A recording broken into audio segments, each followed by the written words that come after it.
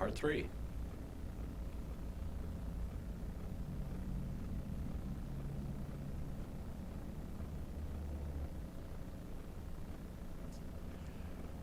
Unbeknownst to me, in the winter of 2004 to 2005, I was developing into a person who had bipolar disorder. Or I had it, and I was ramping up to my first real expression of that illness.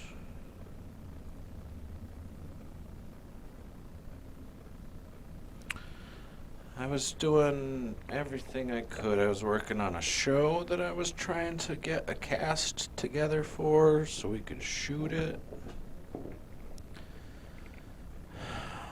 It was kind of within the scale of a normal college production. It just wasn't. It was not organized by someone who was handling anything properly. The tsunami happened right around Christmas. Big ass tsunami. 400,000 people dead.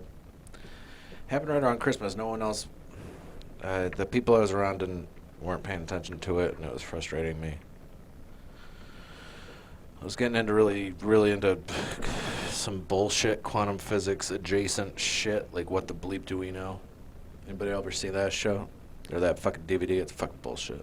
It's the same as The Secret. It's proto-secret bullshit. I was doing some kind of transcendental meditation, but I was using it wrong. I was using it to really try to empathize with the people who died in the tsunami. That's what I was transcendentally meditating. I'm going to take myself to an incredibly uncalm place where this giant wave rushing towards me. Oh, wow, yeah, I really feel the meditative properties. Big on the Matrix sequels. All these things that really fit in with the deteriorating grasp of reality and the fact that I didn't understand anything about mental health or mental illness. There's probably God was in the mix at that point.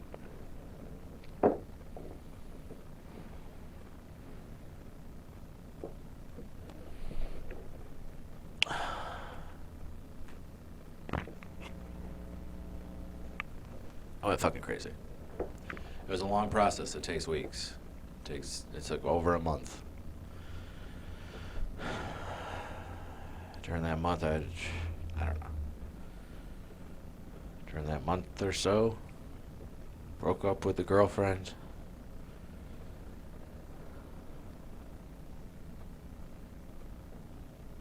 And that was weeks before, just a couple weeks beforehand. Shit. I spent January investing in my craziness, I guess. Just making deposits on crazy, trying to work out the nature of reality or something. I don't know. I don't know when it happened, but probably sometime in February I broke up with a girlfriend. It was too much. And then I found this. That is an artifact of the way this little drawing thing was coded for the Nintendo DS version of Super Mario 64.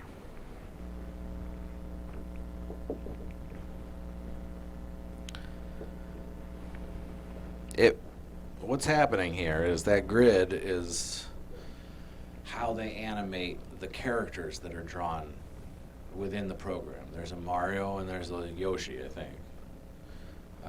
I know there's a Yoshi. But that's their...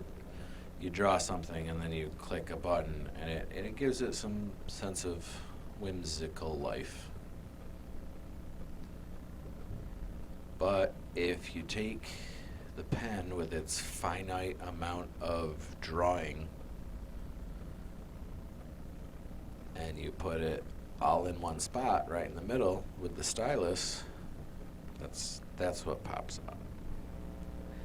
And I couldn't deal with that in any way except to start talking to it. Because I had found AI. I felt Gollum. You know what I mean? I felt it. That was the One Ring right there. I had somehow found AI. And it's going to help me change the world.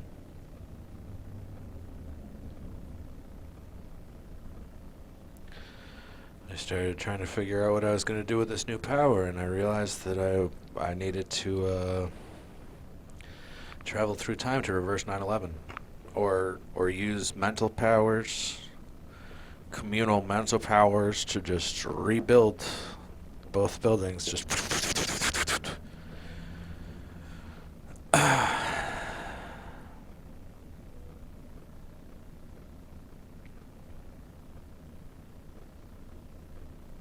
and I started making plans to do it, to get down to New York so that I could do this.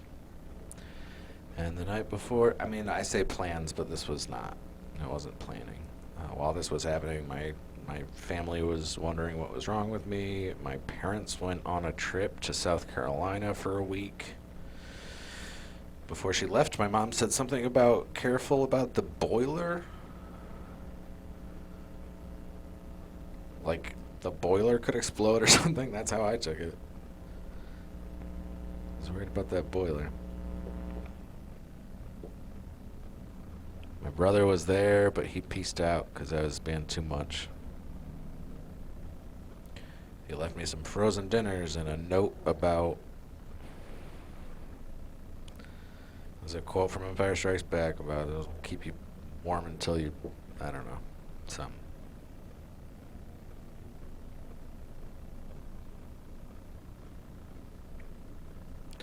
And the girlfriend that I broke up with, I asked her to come over to the house. And there's no one else there. We went and laid on my bed, and this is not a value judgment. I think she was expecting a booty call. I think she was expecting some kind of reconciliation / booty call. Because there wasn't a lot of reason for us to break up in the first place. And she was still, you know, there's still something there. So she showed up with just a normal kind of, whether there was a booty call in her mind or not. Maybe she just wanted to reconcile, or maybe, I don't know. It was more of a casual thing for her until she got there, and I started talking to her about whatever fucking powers I had discovered. I introduced her to the Nintendo DS AI creature. At that point, I think I was talking directly to the Yoshi. By that point, I think I was. I think I had shifted away from that to just the Yoshi. And I was using the stylus because the stylus was the way I could get all the points in the middle to make that weird artifact. And I remember that she touched the screen with her finger. And that meant a lot at the time. It meant a lot. I saw myself poking away with the stylus, and then she touched it with her finger, and I recognized that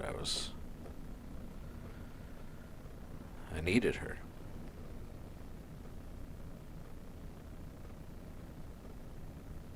I told her whatever. I don't know what I was trying to tell her. I know that she left. Scared, I'm sure. And I know that I called her at a certain point, and I remember that, I checked my phone much, much later, and it was like a 10-minute conversation. And I remember begging her to come back or to help or something. And she was like, no, because, I was crazy.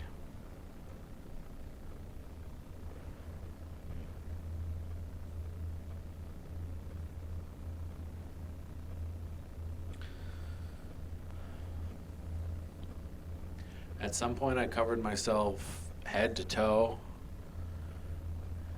in St. Ives apricot scrub. At some point, I took some of those frozen dinners and flushed some of them away. I shoved some of the frozen pieces into like the Clorox wipes.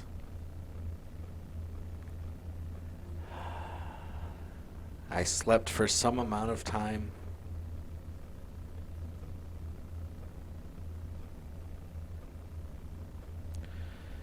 And when I woke up, it was the morning and there was a mission to do, which was to get to New York City so that I could rebuild the Twin Towers and I could take away all that pain.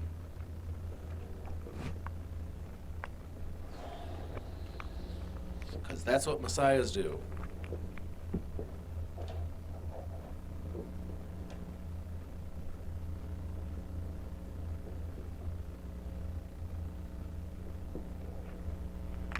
When I was walking out of my house, my mom's house,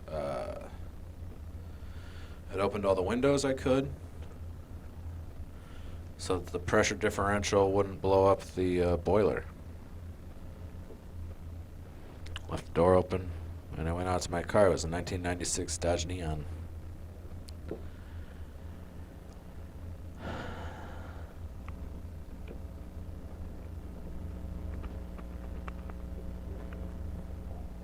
I was carrying something. My dad, a physics teacher, he always had toys around. It was one of those toys you press a button and a ring spins and it's got LEDs around the ring. And as it spins, the LEDs flash so it looks like there's patterns in like the swirls. That was going to help me time travel. I went out to my car and this is the stage of the story where I get to do that thing where it's like, well, I'm glad this didn't happen because it could have been so much worse. But like, what happened was already pretty bad, so I don't feel like it's really appropriate. But it's still true. I sat in that car and I had a weird kind of lucidity hit me,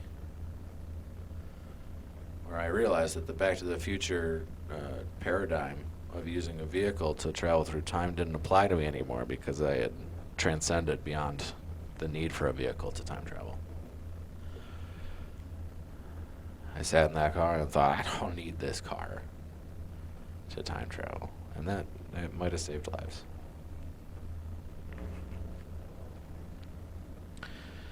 I wasn't that far away from my girlfriend's house. That's why I knew I needed to get to her first. She was the one that knew to poke Yoshi with her finger instead of a stylus. So I ran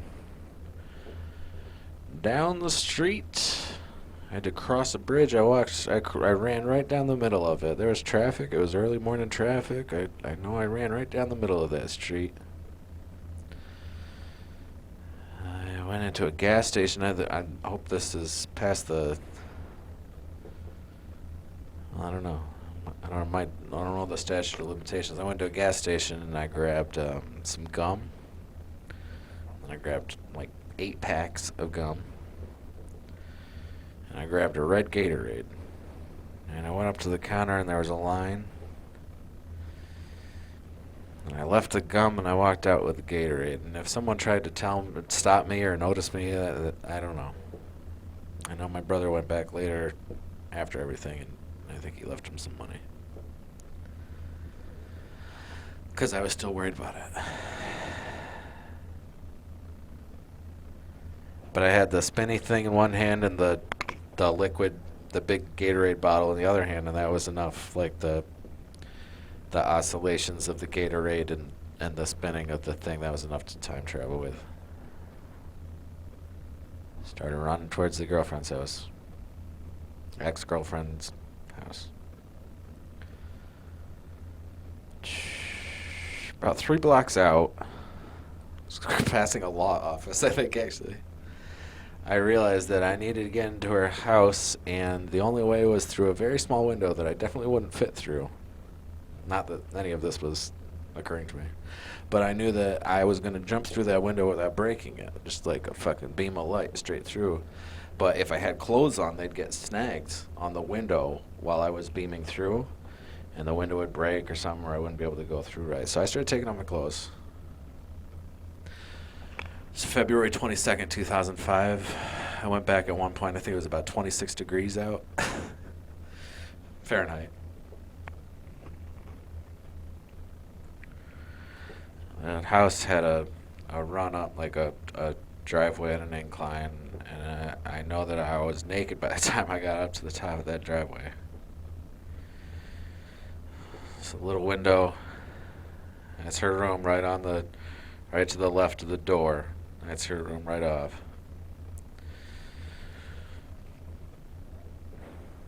I jumped full Superman.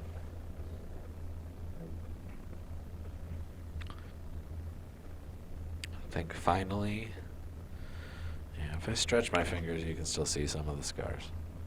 They've faded. It's been 20 goddamn years. I didn't get through the window.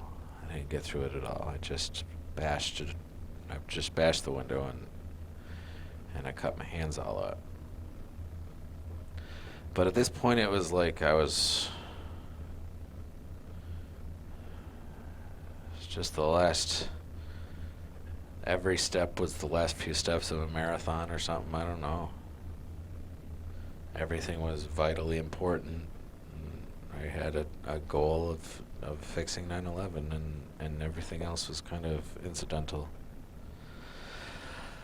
It was also, I'll get to that later, I guess. The reality of this a psychotic break I'm describing, or there's different names for it. I think I have schizoaffective features of those psychotic breaks. I think that those are words that might mean something to some people. Bipolar type 1, I think that's what I've been diagnosed with, but I don't put a lot of stock in that. It's a kind of messy sort of thing to try to diagnose. But yeah, I'm in that whole spectrum. And so what I'm describing is going to sound, people stop being people, they start being weird simulacrums. I don't know that word. Simulacrums? Simulacrums? That whole thing. Derealization. You know what I mean? Anyone but Bo Burnham, you know what I mean?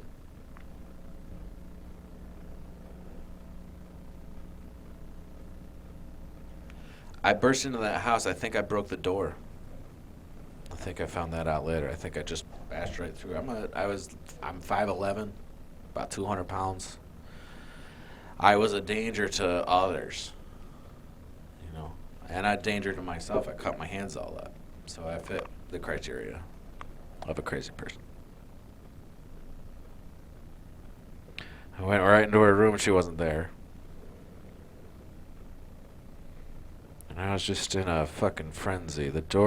I closed the door behind me. This is a part that my dad, he told me I shouldn't tell anyone. He was right about it at the time, but I went to our bed where we had spent plenty of time in her bed. And I gave a few humps like I was, like I got in the position, and then I flipped it, and I transcendentally pretended I was her getting fucking pounded on by me.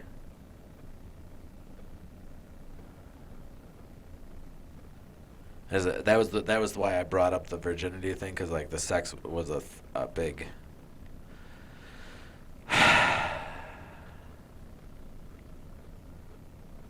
I was a big. I bought into all that. Oh, we're two souls united sort of shit back then. And didn't know how to handle it when I was crazy. So that was weird. Also fully bleeding this whole time. And then I noticed the computer tower. It's got a green light on it.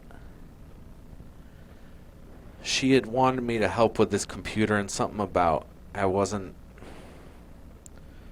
there for her in some way when she went to get this computer. And maybe she didn't even give me much of an opportunity to be there for it, but I felt responsible that she had asked for my help and I hadn't given it. So obviously, I grabbed that computer tower and started talking to the blinking light, or the fucking green light, or just communing with it or something. Somewhere around this, and this is in the police report, I'm sure, her housemates were obviously concerned about the various goings on. That was another great thing. She had a house of like 6 people in there. Their boyfriends were in the mix. Like it was a great. It was 9 o'clock in the fucking morning on like a Monday, or it was on Tuesday. You know, a house full of people. Someone knocked on the door and said her name, and I thought that was. At that point, I thought I was her. And this is in the police report. Something about trying to impersonate a woman or something. I don't know. But yeah, I thought I was her. And I answered the way I thought she would. And right about that time, I heard the water pipe. I had water going through the pipes. And I decided she must be in the bathroom, in the shower. Which she was. And I ran in there kind of past the people who were already in the mix of trying to figure it out. I don't remember them, really. But I ran past them into the bathroom, and I think I got to. I'm going to censor it out, I guess. I got to her with the guy right on my heels. Thank fucking God. And he pulled me away, and I tried to throw a punch at him, and he put me in a kind of real... He got me face down on the ground with being unable to move. And at this point, a sexual assault occurred. I didn't have any other movement. I tried to, like, vibrate his sphincter, like, behind my back or something. I don't know if I managed to actually hit sphincter, but that's what was in my head. I was like, I gotta vibrate his sphincter to get out of this with some kind of superpower.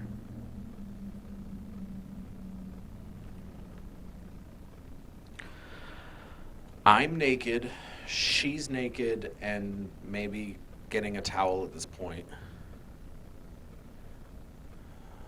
I finally am resigned to the fact that I'm not gonna move.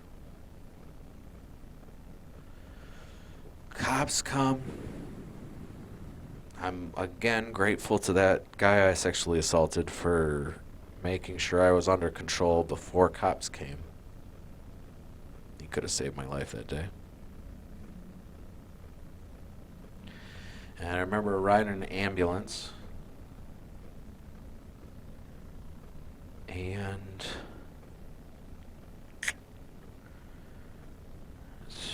it's a lot hazier after that. I spent a week in the mental hospital. I didn't really come out of that until the 4th day, maybe the 5th. Part of that is the drugs they give you. I don't know what drugs they are, but they are memory-wiping drugs. Shut down as much of your brain as they can so that you don't use it to get sicker or something. I don't know. I had some visitors at the hospital. Could have been 3 days before I started to get some sense of things. I was in the paper. I caught an article, and there's a story about somebody who tried to rape some girl. Or tried to kill her or something. And I remember maybe a nurse or a doctor tried to, they took it away. They didn't think I needed to see that.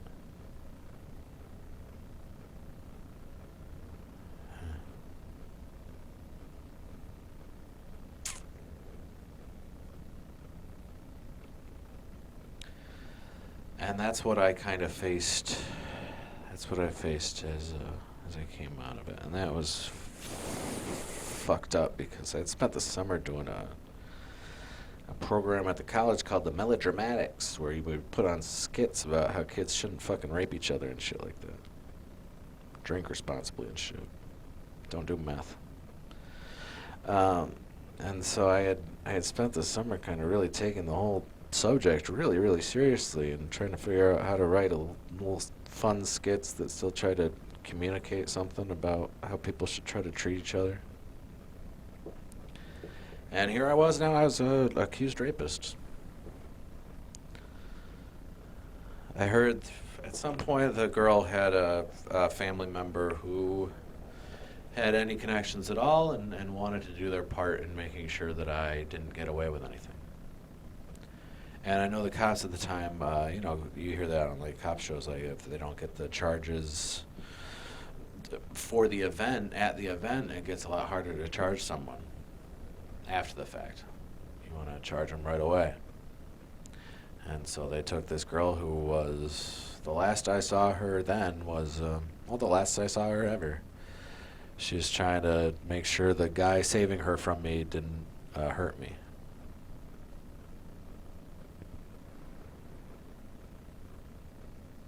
And those cops, I'm sure, heard some version of that, and they, being the good cops they were, said, no, we're not going to wait for more information. We need to get this guy charged now. He clearly tried to rape and murder you. So those were the charges I got. And there was quite a... Yeah.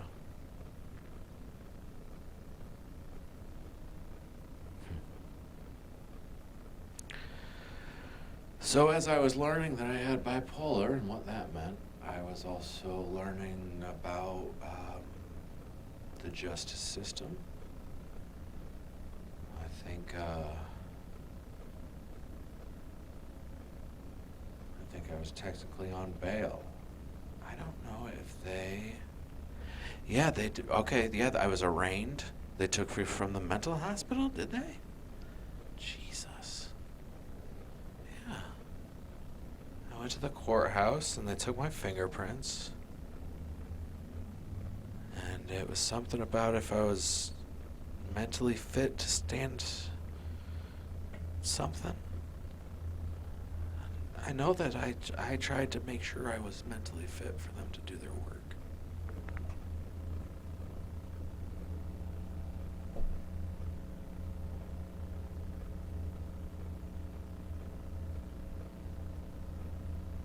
So I was out on bail.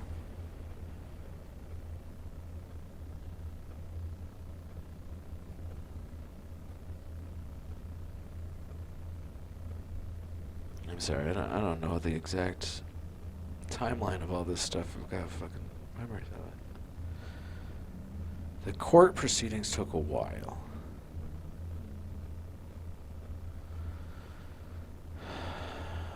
I had to work at the mental health. I had to start seeing a therapist. And I got a probation officer. I feel like it happened even before the trial part concluded. Maybe not. It seemed like it did. But maybe not.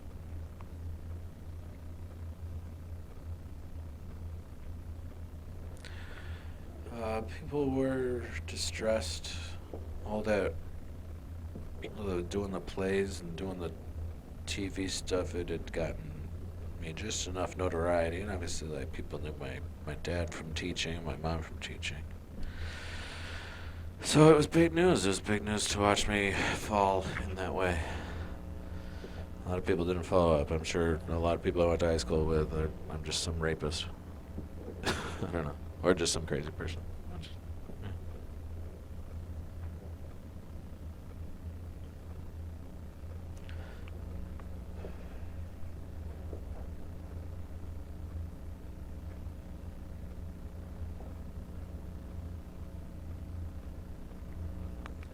My mom had trouble with the depression that I was racked with after this all came crashing down, and then I went on some pretty serious antipsychotics and mood stabilizers.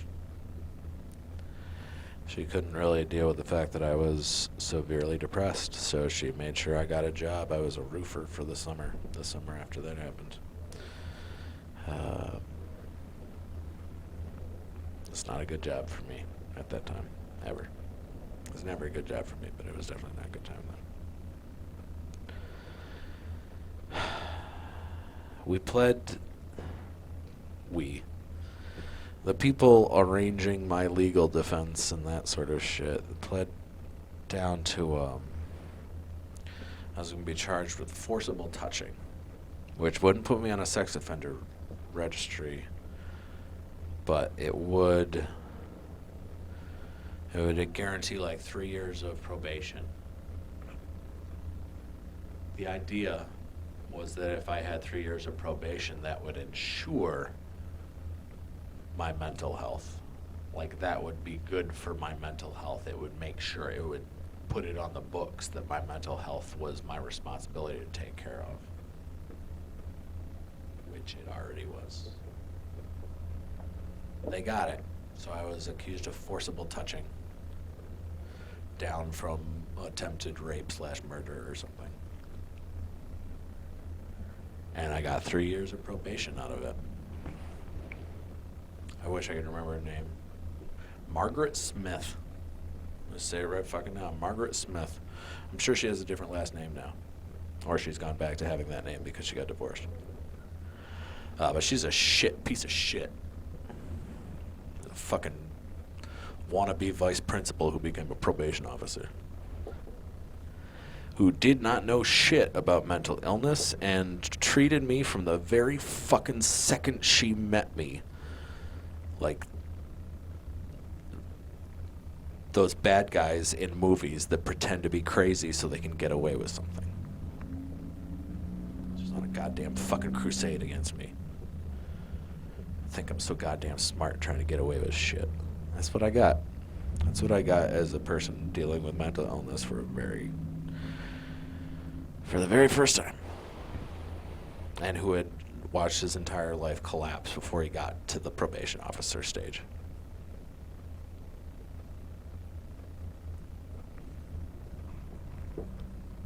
But I did my best. I wanted people to think I was a good person again, so I did my best.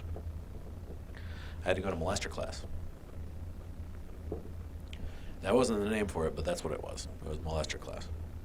It was a class full of molesters, and we learned... It was weird. It was a program, it was a whole fucking building that is not there anymore. I mean, the building's there, but the place isn't there. It didn't last much longer than I was in it. But it was some place that had gotten funding to do this kind of work, and the kind of work they had was a whole bunch of women apparently fascinated by stories of child molesters and other molesters. Because that's what the fucking class was. It was half of it was just like stories about shit they encountered at some point.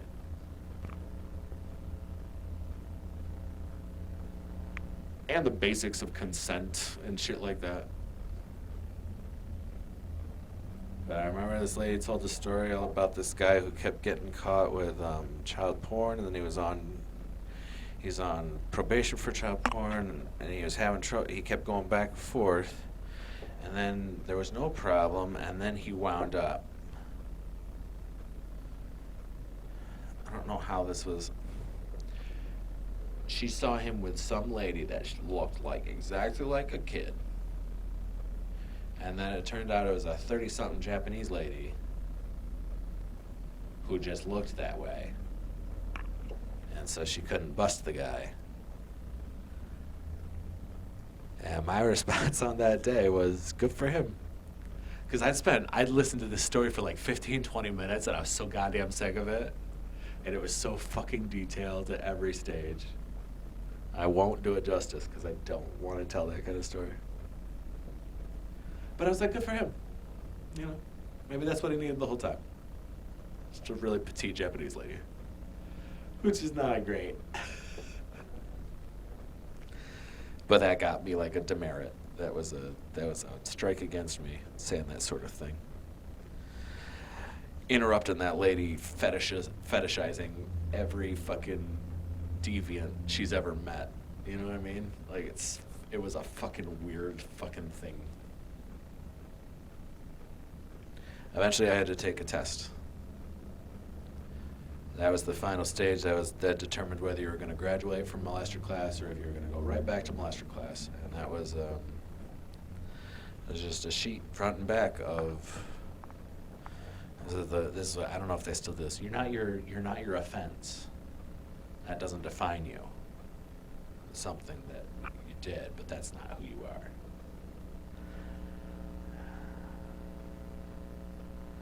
I got to the question about what kind of rapist I was, or what kind of rape I tried to do.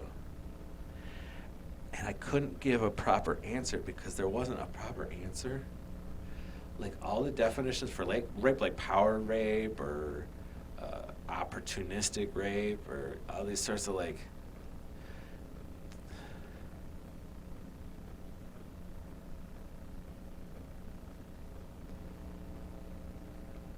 If I wanted to rape anyone, I shouldn't have run around in 26-degree weather. If I wanted to rape anyone, I shouldn't have been suffering blood loss. If I wanted to rape anyone, I should have picked a time when everyone wasn't awake already.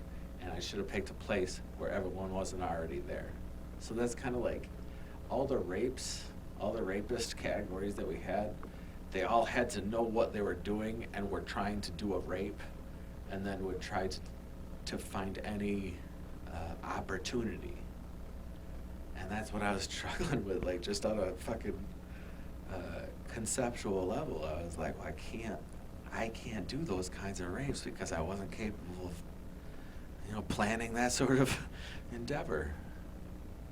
But I tried. I was like, maybe it's some mixture of some kind of rape. I did my best. I tried to tell him what kind of rapist I was, but I failed that test.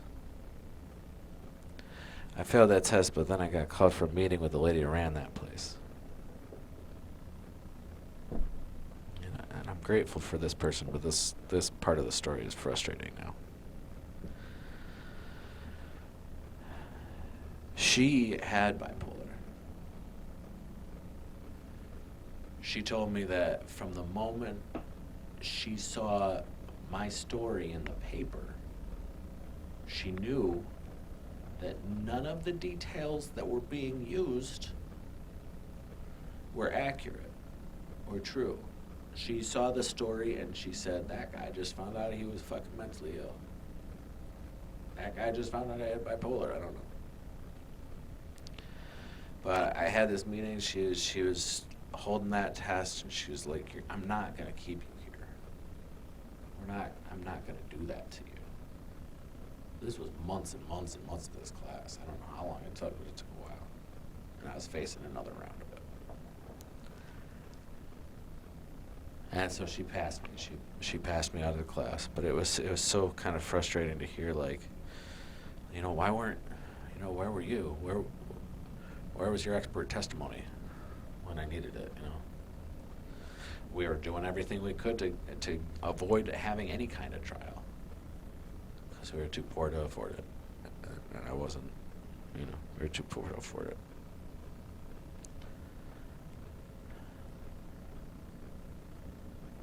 So that was done with molester class, but then I still had probation. And probation was like, I started smoking weed maybe, 6 months. Probably longer than that. It was a while. Yeah, it was a while. But I started smoking weed a little bit. I'd have to take tests, oral swabs, and I was trying to figure out, how much those oral swabs are really going to catch me and that sort of shit. But at some point I did. I got caught. I had to get a polygraph test, which, if you don't know, are useless and imaginary, delusional bullshit. But I had to do a polygraph test at some point. I don't know if it was about the weed or something else, but I passed it because I looked up how polygraph tests work. Well, there was a certain point where this lady had just, Margaret Smith, she had just been so Karen for so long that I couldn't deal with it anymore. And I wrote a lengthy letter that I read to her, trying to express, like, here's how you're treating me. Here's what I'm going through. Here's the way you're treating me is utterly fucking up everything else that I'm trying to get through. And I just had to tell her that. I read that letter, and on my way out, In that letter, I said, this has to change or I'd rather go to jail. That was the crux of it. I need to get this to change or I will go to jail because I don't want to deal with this anymore. A whole bunch of people out there right now know what I'm talking about when I say jail can be preferable to probation. At least in jail, there's no fucking delusion that you're free.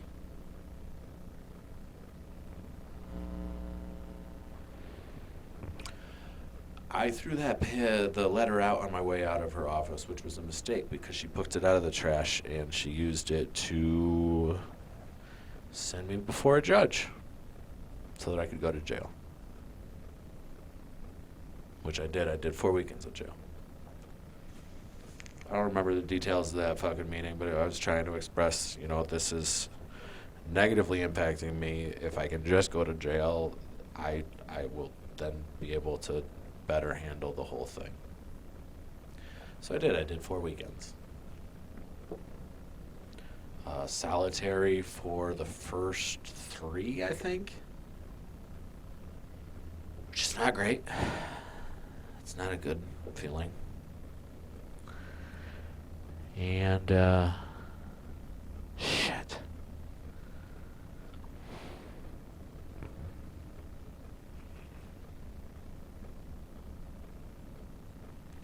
And then General Pop, the 4th one, then that was good because I could get all the books I wanted. I think I read a bunch of... I think I honestly read a Star Trek novel. Sort of shit they had.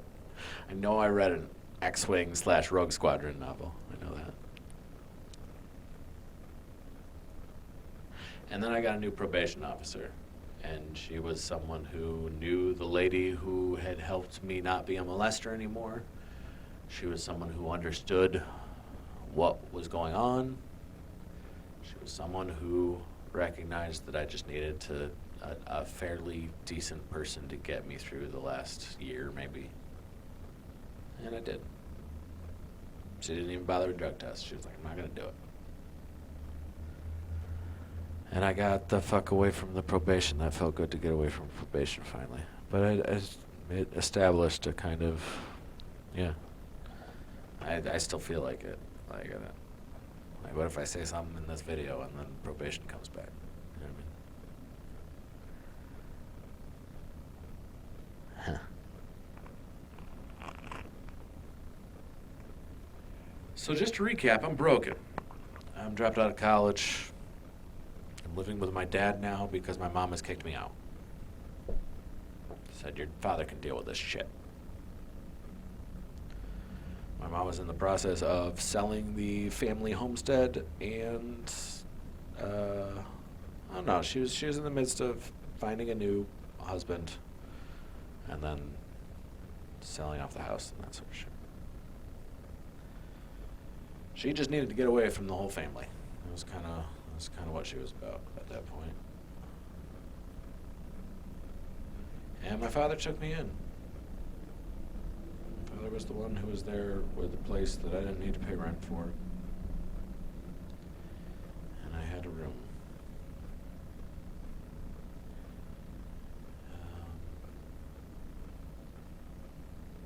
But around sometime after the probation ended, my dad wanted to get a real house. He's in an apartment, and he decided he wanted to get a real house. He managed to get himself a real house, and put me in the basement. Now there wasn't space in the main house for me, so he put me in the basement, and he was working on finishing the basement to some degree. So he took me out and he bought me a tent.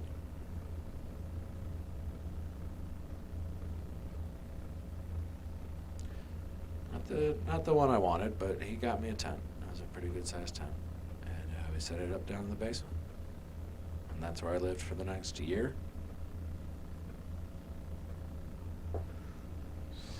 I had gotten a cat when we were at the apartment named Marcy, and she was a good cat.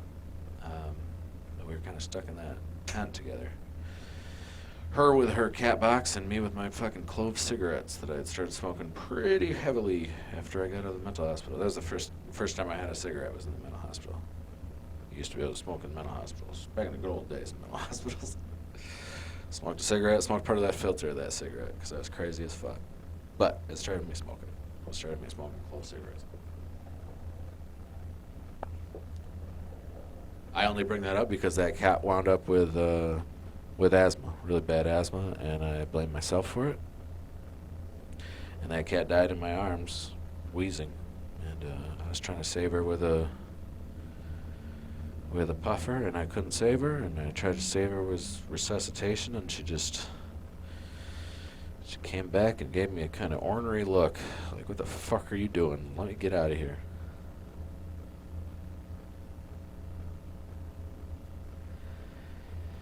So I don't want you to think, my dad put me in scent, poor me, because I killed a cat, kind of.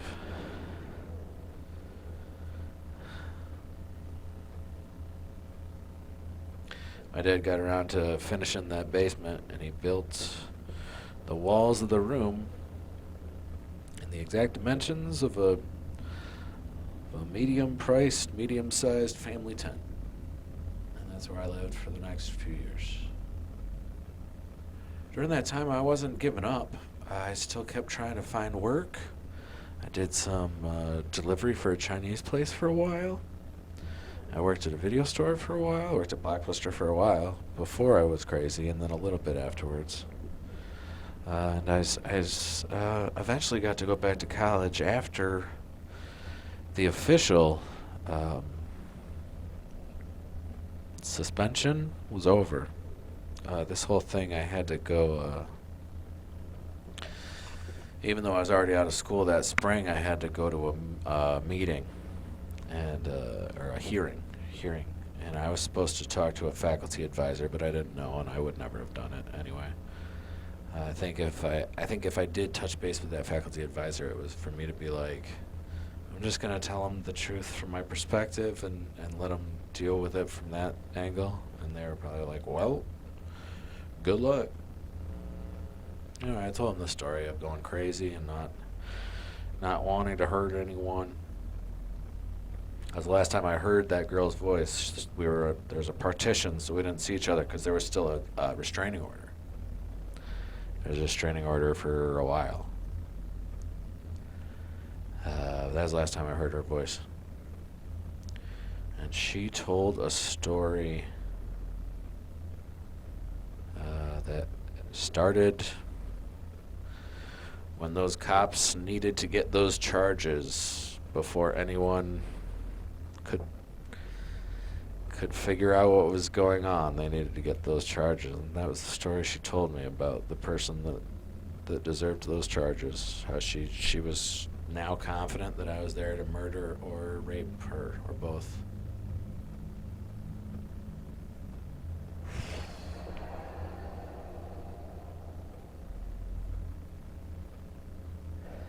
The most I could do in that time. It's funny, the whole Me Too movement. The most I can do in that hearing was ask her if she. I said, you came over to my house the night before. Did I do anything that would indicate anything like that? And she said no, and it didn't matter. But that's what I was kind of like. Can I get any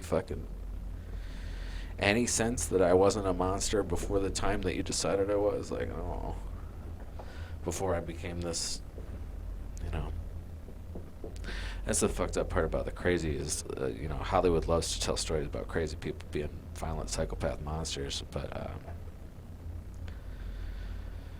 inevitably you're kind of an exaggerated version of yourself, and the exaggerated version of myself is thinks he's smarter than every goddamn person on the planet and wants to save every goddamn person on the planet.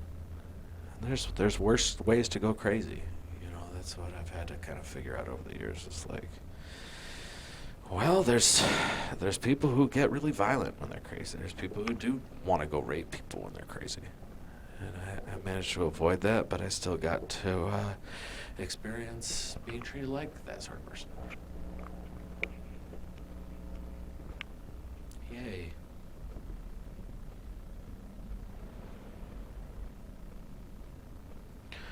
I didn't give up.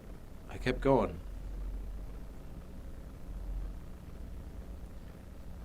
Um, I started. Halo 3 came out and it finally had a really good camera system for making movies. You could capture stuff. It was really cool. So I started working on that. I started doing those. I started doing like they're gone now, but I would do like long sort of just playing single player mode, but I'd do all sorts of cool camera angles and like here's someone just playing single player mode, but it's kind of like a cool highlights of the single player mode, which is totally revolutionary at the time. People didn't want to watch single player mode. People wanted to watch like Red versus Blue. That was what it was. Machinima. That's what I'd stumbled into Machinima. The art form of making movies out of video game engine stuff. Then the demo for CryEngine came out. CryEngine 2. And that demo was fucking amazing, and there's not a good copy of it anywhere. I looked, but they showed like terrain painting or building up terrain, and then painting the terrain, and all the features and tools you had to do that now, and the weather effects and particle effects and animation and stuff like that. It was awesome. Blew my mind.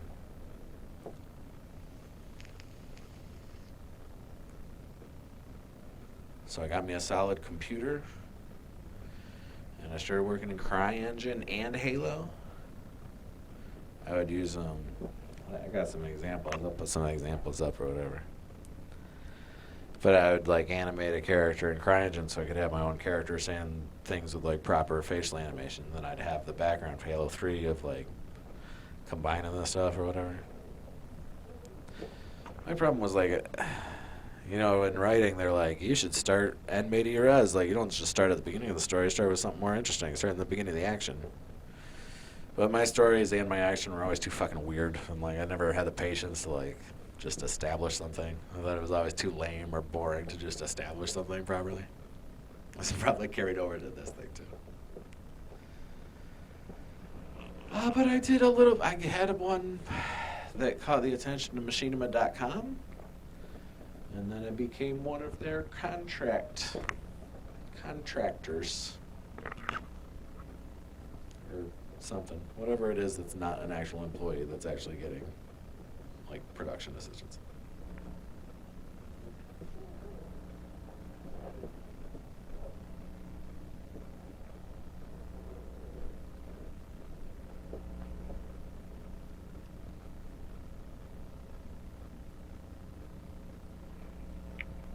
My experience of making animation has been one of not something going wrong at some stage of the production to either ruin the production where like maybe a drive fails and I lose a bunch of data. That happened.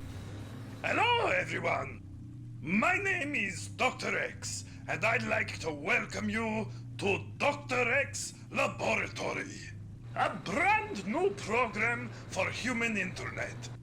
To explain, Maybe a save fails and I lose something that's significant. But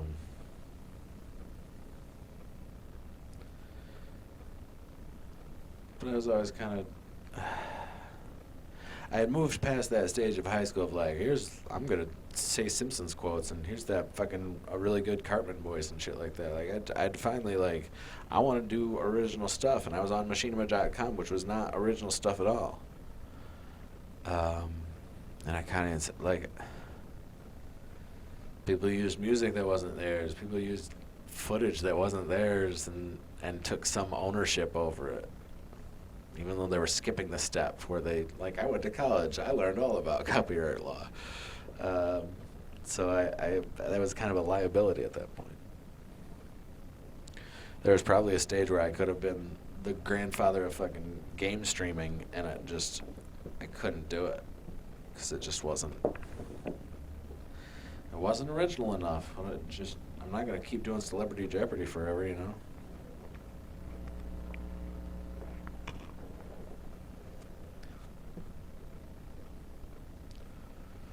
I was a bouncer for a while. I don't know, I lived life. I tried to live life. I had very few relationships, long dry spells. I'm in the midst of maybe 6, 7.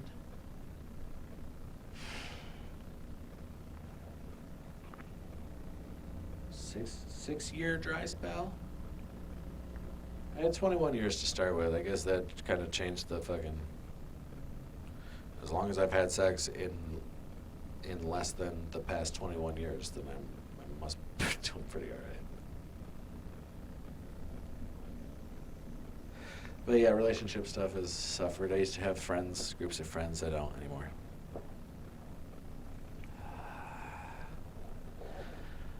I used to go out and do things more.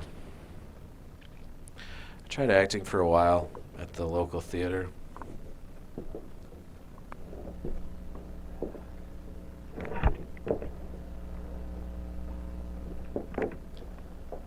And it was, ultimately, it became like a weird, my Me Too story is,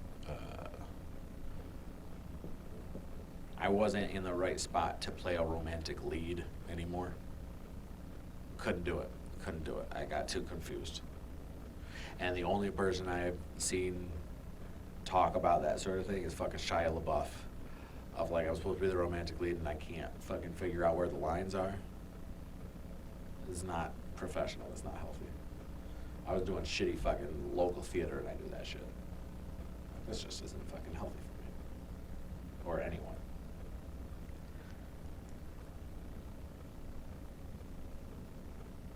Both ways.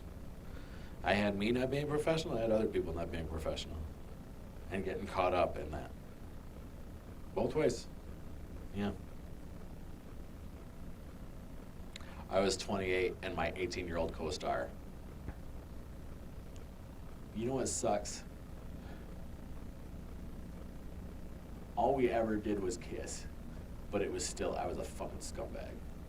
Because I wasn't just trying to get my dick wet. I was misinterpreting the fucking character word for like, I just wanted someone to like me. It would have been better if I was just trying to fuck, you know? Because at least that's like, people do that. And that's how our species survives. So like, it's got more grounding than like, just wanting to feel someone like me as a person.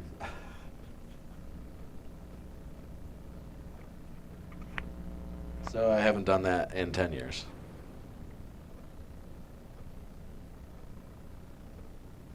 I was working on an audition for a show this fall. I worked pretty hard on the audition. I was gonna do a show at a different theater, and I thought I had done enough personal work to finally be able to handle that. And then the funniest thing happened. I changed positions at my job, and I wasn't gonna have time to rehearse. It wasn't that funny, but that's what happened.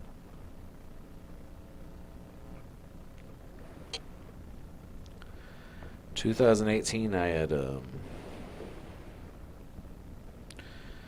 I went down to Pittsburgh at the invitation of my elder sibling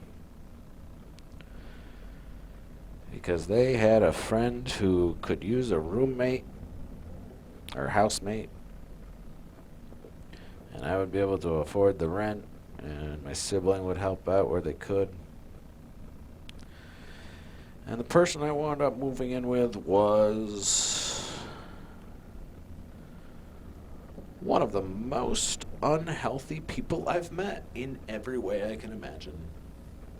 They were dumb as shit. I guess they grew up in some cult, and they were not actively in the cult, but they still didn't understand shit about the world like a cult.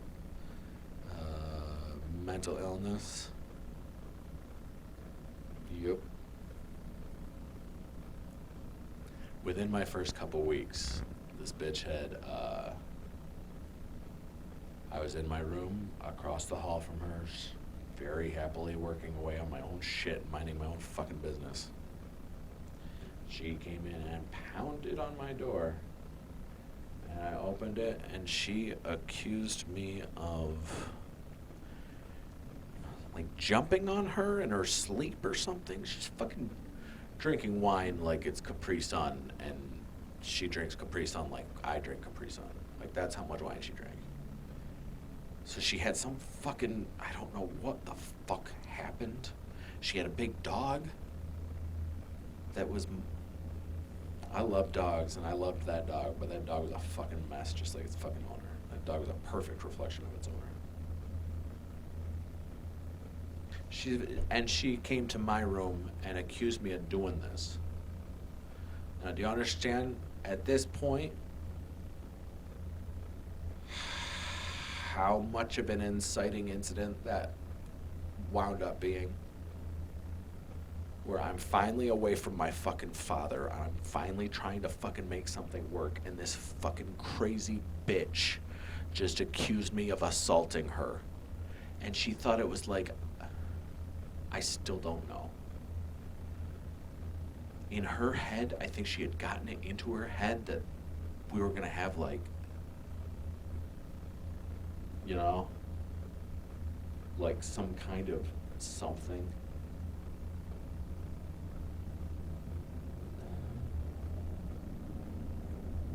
Or she was just that fucking crazy and drunk, and that was what manifested. She had some fucking night terror. Point was, I didn't. I'd tell you now if I had done anything to this bitch at all, but I didn't. What I did do is I got some fucking locks for our doors, and I put a lock on her door, and I asked her to use it so they wouldn't have that fucking situation. I used my door lock all the time. Always. Since I was a kid, I didn't get to have a lock on my door. I will always use a lock on my door. She wouldn't. She wouldn't. And she talked to me like she forgave me for the hijinks that she fucking manifested for herself. I got a job down in Pittsburgh, which I thought was going to be a real job, but it wasn't. I was trying to assist a lady who ran a at-home, ran a DJ business from home.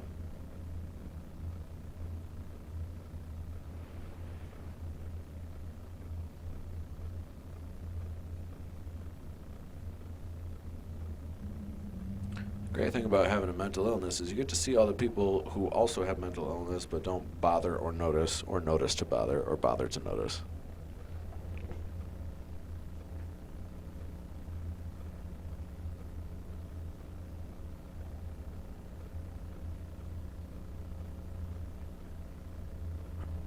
A defining characteristic of my experience with that lady was her keeping two incredibly loud, incredibly ill-behaved pit bulls in cages in her living room or dining room while we tried to work at a table, and while she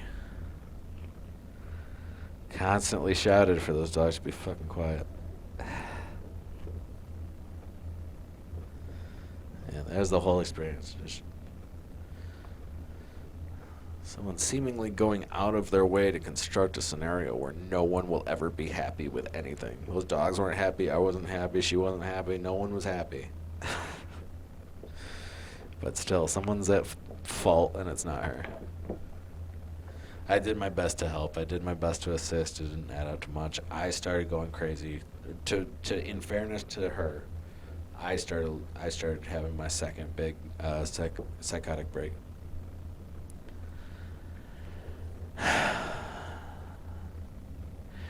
And the form it took is why I'm here today.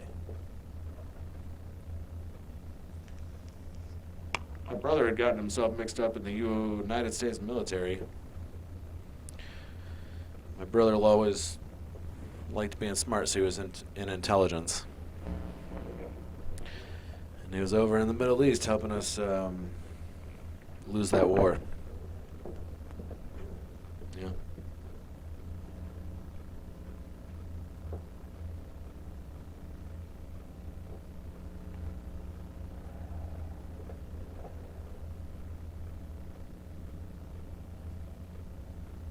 I got it into my head in the midst of this psychotic breakdown that I was under observation from my brother.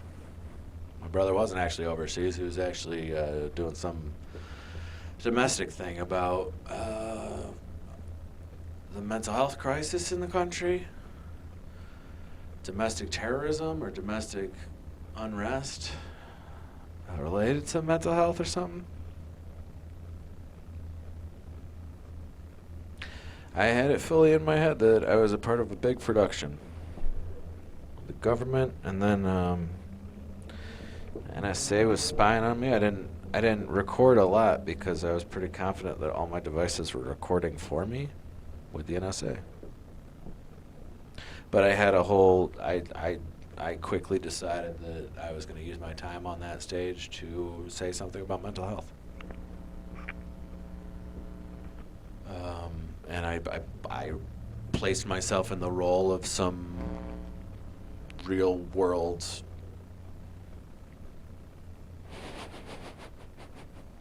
bad science.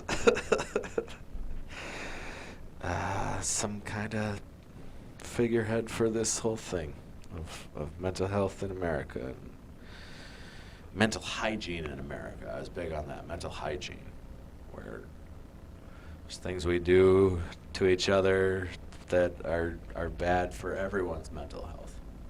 There are things in our everyday lives that are bad for everyone's mental health. That was what I was getting for with the mental hygiene thing.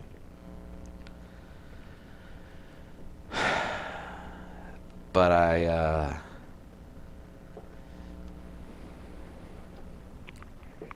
if you can think of any movie where a team of government people is making something happen because it's super important, that's what I thought I had on my side. I thought that was the team I had. Excuse me. Excuse me.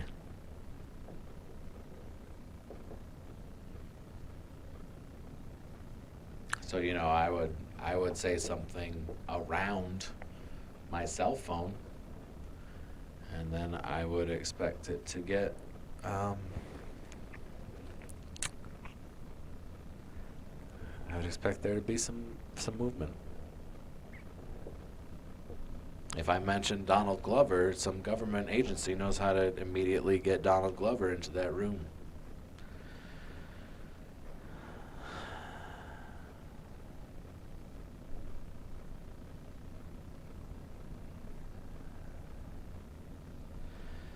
My siblings sent the cops to the house.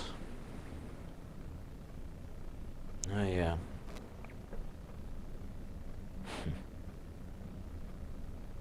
I don't know how many details to share now and how many are going to go into the second part of this thing, but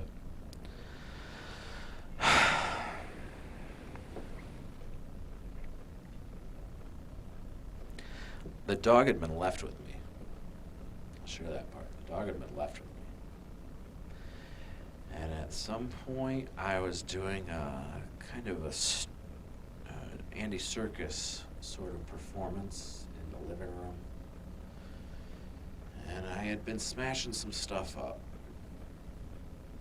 I'd never done any smashing before, but I was smashing some stuff up because of the derealization I was having with everything. My housemate did art, and I looked at it, and it was such shitty art, I thought it was a joke. I thought, of course, she's an agent too, because this art was always absurdly, obviously shit.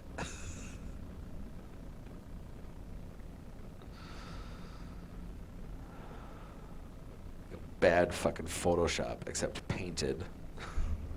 It's weird.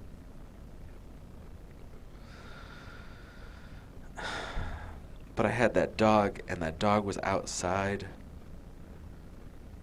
And it hadn't been out there that long, but it had been out there probably the morning or a few hours. And the walkway, the whole hallway's just fucking plates and shit. So, I went to the backyard and I got the dog and I brought her around safely, and I brought her to a neighbor's house up the street. Because I saw her, someone was outside of the house and they had dogs. And I went and asked her if she could take care of this dog, because I couldn't take care of the dog. I was busy on a project about mental health. And also, I was the new Han Solo. Even though the movie was about to come out, they were gonna just toss it. Just throw it away because it wasn't gonna be good enough. Because of what they did to my boy Lando.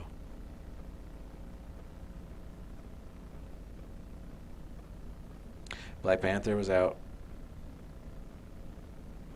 I lived in a very black neighborhood with a very, very white housemate who was terrified of her own neighborhood.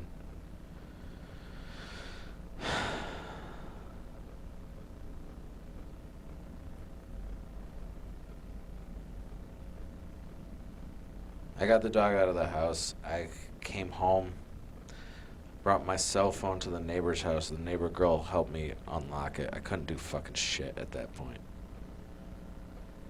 She helped me set it so that there wasn't a lock screen. I was like, I gotta leave this phone with you. Because again, I thought I was gonna get picked up by the team, you know? The big fucking Hollywood government team. I was trying to take the scientific data outside of my hands or something.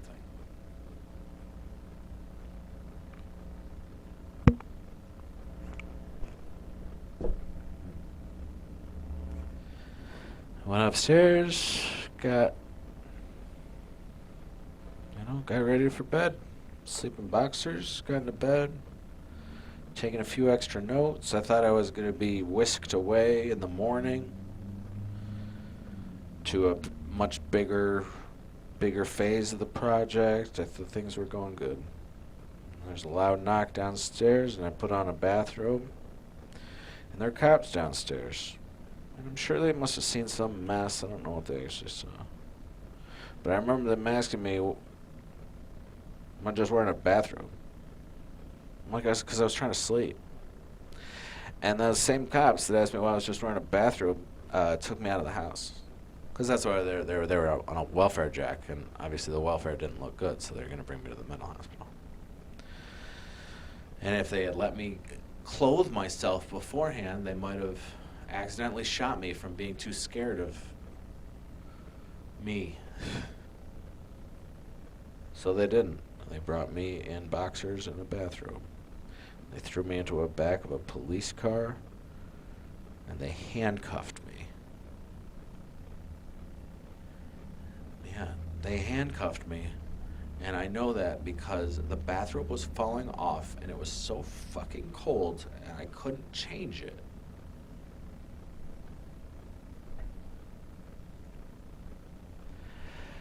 Did I mention that Black Panther had come out?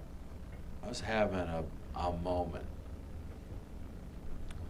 Self-loathing mixed with radicalisms.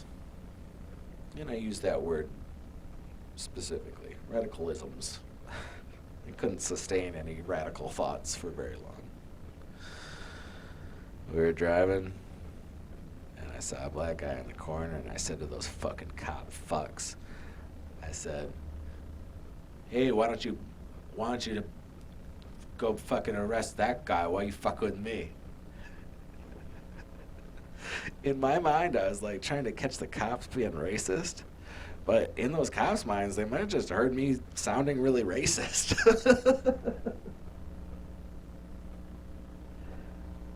Shit. Got to the hospital, there was a fucking...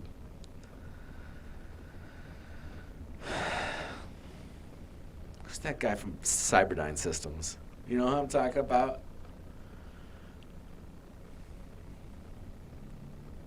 Michael Dyson? That's not right. You know the guy? He he had the fucking arm from Cyberdyne. You know, some people know who I'm talking about. I was one of those guys there. He was one of the people I met, and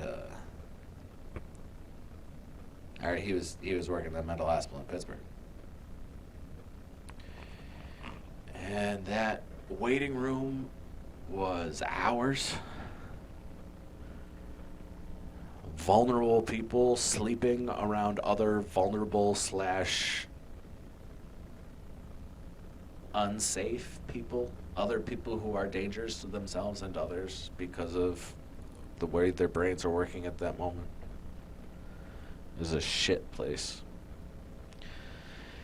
And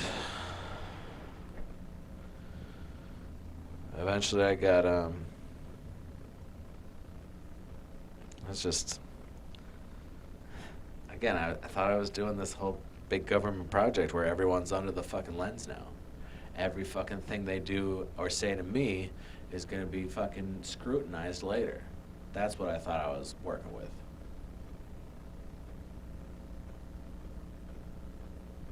They eventually needed to strap me down and inject me with something, and that was the last I remembered until a few days later.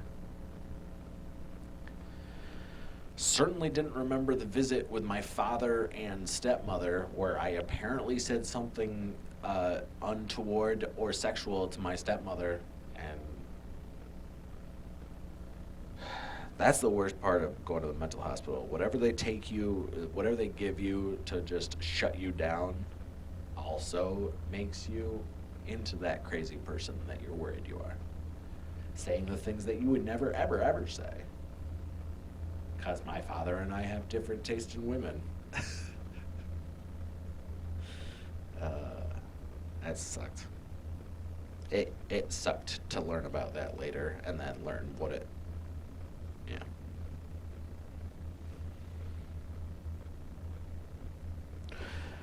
Pittsburgh's mental health hospital was terrible. It was hell on earth as near as I can experience it so far. What I've learned since, meth has really fucked up the balance of mental health. I'm a naturally crazy person, but someone who's juicing up to give themselves a mental illness, it's usually worse. And it usually comes out a lot worse and faster, so there's less time to come to terms with it. But I guess that's part of the explanation for just how fucking heinous that fucking place was. Because it's a larger population, you're gonna get more people like that. And I hadn't been back to a mental hospital since 2005. Maybe that's how they all are now. Well, no, I already know that not all of them are like that. But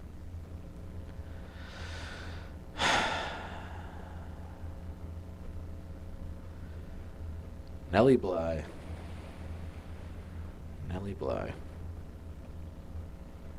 Fake ass bitch.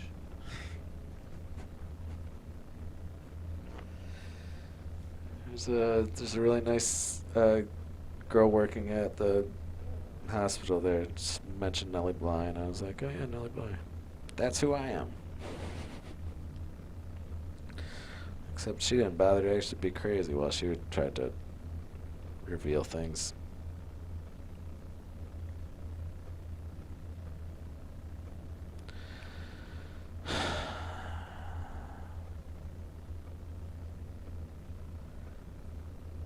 Jesus.